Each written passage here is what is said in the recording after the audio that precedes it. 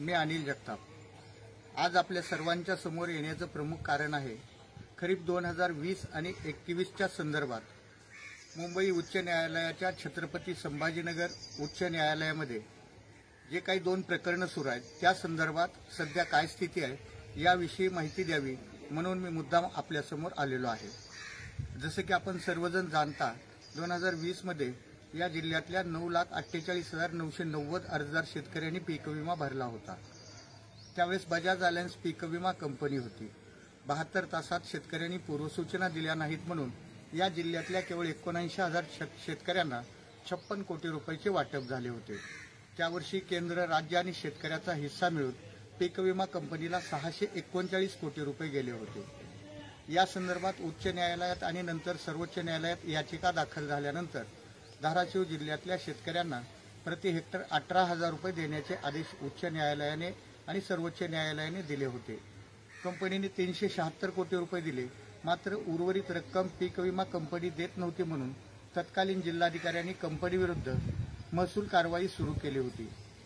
त्या आदेशाला चॅलेंज देत पीक विमा कंपनीने उच्च न्यायालयात याचिका दाखल केली होती, मात्र 150 कोटी रुपये भरून घेत त्या आदेशाला उच्च न्यायालयाने स्थगिती दिली होती। त्यानंतर धाराशिव जिल्ह्यातील शेतकऱ्यांना 75 कोटी रुपये वाटप करण्यात आले। उर्वरित 75 कोटी रुपये आजही उच्च न्यायालयामध्ये जमा आहेत। त्या संदर्भात 10 सप्टेंबरला आता अंतिम सुनावणी आहे। दोन्ही वकिलांचे युक्तिवाद पूर्ण झाले असून लेखी प्रतिज्ञापत्र सादर करण्याचे आदेश उच्च न्यायालयाने दिलेले आहेत। 10 सप्टेंबरला लेखी प्रतिज्ञापत्र होईल आणि धाराशिव जिल्ह्यातल्या शेतकऱ्यांना उर्वरित रक्कम देखील मिळून जाईल।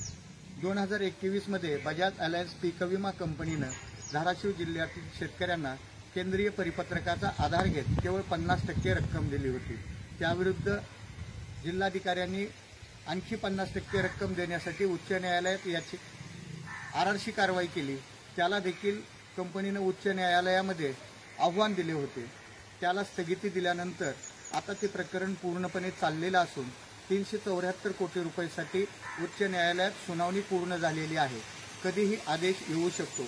मी राज्यस्तरीय तक्रार निवारण समितीकडे याचिका दाखल केली होती, मात्र उच्च न्यायालयात याचिका असल्याने निकाल दिला गेला नाही। खरं तर फक्त जिल्हाधिकाऱ्यांच्या स्थगिती आदेशाला उच्च न्यायालयामध्ये स्थगिती मिळाली होती, मात्र राज्य शासनाने निकाल न दिल्यामुळे शेतकऱ्यांना 2 वर्ष रखडत पडावे लागले। ही माहिती देण्यासाठी आपल्यासमोर आलो। नमस्कार।